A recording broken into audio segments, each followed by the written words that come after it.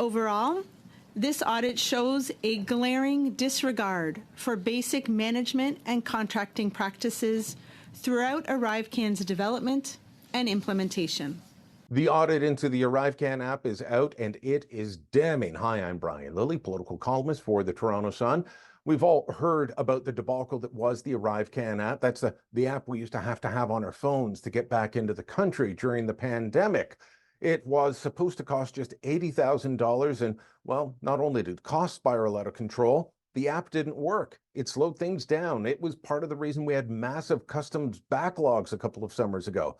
It's the reason that we had so many people just refusing to fill it out because they couldn't get it to work. Not just seniors, all kinds of people couldn't get it to work. In fact, it was also so buggy that at one point, after an update was filed, the app told 10,000 people that they had to quarantine when they didn't, in fact, have any reason to.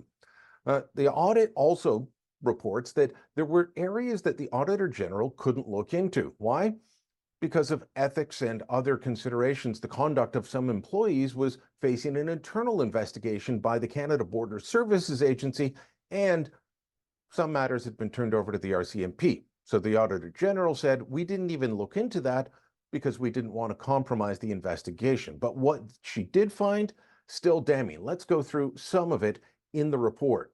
So look at this one here. 18% of invoices submitted by contractors that we tested did not provide enough information to determine whether expenses were related to ArriveCan or another IT project. Down here, it says that the estimated per diem for ArriveCan external resources, meaning the contractors, was $1,090 compared to $675 on other projects. That's a 38% increase. And then, again, as I said, 177 versions were released and 10,000 travelers told they had to quarantine.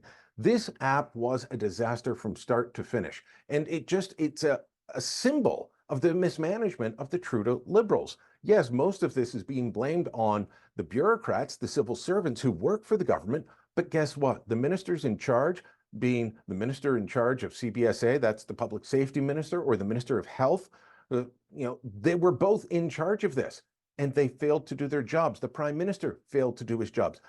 The politicians are there to oversee the work of the departments, to make sure that they're doing their jobs properly.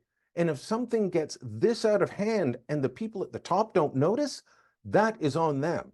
So this is a failure, not just of the bureaucrats, but of the Trudeau Liberals. And it makes you wonder, if they were this bad, they had this much mismanagement on one project, how bad is it on all the others? There's a reason that government spending under Trudeau has spiraled out of control and your services have gotten worse. And this report shows you exactly why that might be happening. Drop a comment down below, share this on social media, and don't forget to subscribe to our channel.